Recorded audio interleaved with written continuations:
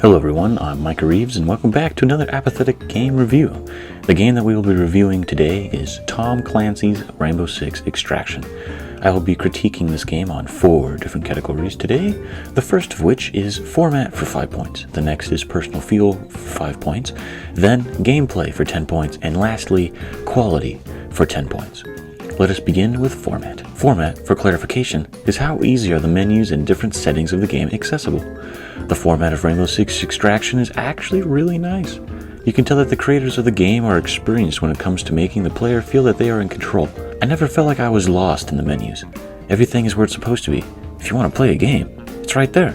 If you want to look at your operators, then it's conveniently placed in the operators tab. If you want to play with friends, then they have this little quick menu thing that you can invite people from. With all of this in mind, I can't really find anything to complain when it comes to the format of this particular game, and that is why the format gets a fantabulous 5 out of 5. Next up on our list of critiques is personal feel. Personal feel is how customizable is the game, and also how satisfying is this game to play. I'm not gonna lie, this game isn't really that satisfying to play. The characters seem a little slow, and there's this goo that the aliens spill on the floor that make you go even slower. There are some characters that are faster, but even the fast characters are a little underwhelming when it comes to the speed. Killing aliens, on the other hand, I found to be quite enjoyable.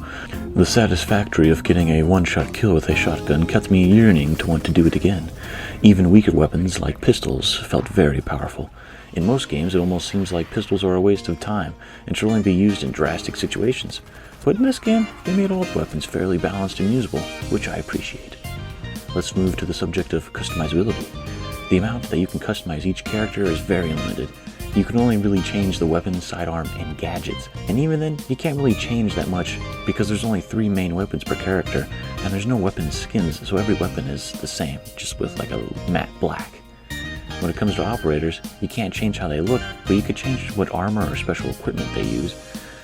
I guess you can change the uniforms and headgear, but I don't really feel like grinding for 3 years so I can unlock them. With all that said, I'll give the personal feel of this game a 3.5 out of 5. Next, let's take a look at the gameplay. They do have a tutorial that attempts to tell you all the functions of the game, as well as the backstory and lore. For a new person who doesn't really know the vast Rainbow Six lore, it can be kind of a little much. I found that after the tutorial, I was a little confused on what I was supposed to do in the game. I knew what the mission was and how to do little things inside each mission, but I didn't know how to complete the mission as a whole. It wasn't until I played a couple rounds online when I figured out the actual structure of the game. This is also when I figured out that the game is basically just a glorified zombie survival. Why did they have to make a new game for this? Why didn't they just add a DLC to Rainbow Six Siege? I know people don't really like DLCs, but I'd rather have a $10 DLC than a $35 game that's not worth my time. When it comes to gameplay, there's just not a whole lot there. You do the same missions over and over again until you clear America of the evil aliens that keep pooping goo out everywhere, and then that's it. There's only like 5 different types of missions that get harder as you go on. If I wanted to, I could probably complete this game in less than a week. So to answer my question as to why they felt the need to make a whole new game instead of just adding a DLC to an already existing game, well, it's because of money. This game is just a money grab for Ubisoft. What else can I say? For gameplay, Extraction gets a disappointing 6.5 out of 10.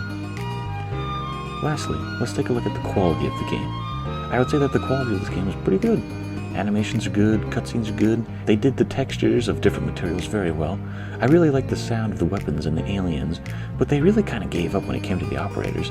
They only have 2 different sounds of footsteps that really make me just want to turn off that sound effect. When a character gets injured, they mercilessly cough for the entire rest of the mission.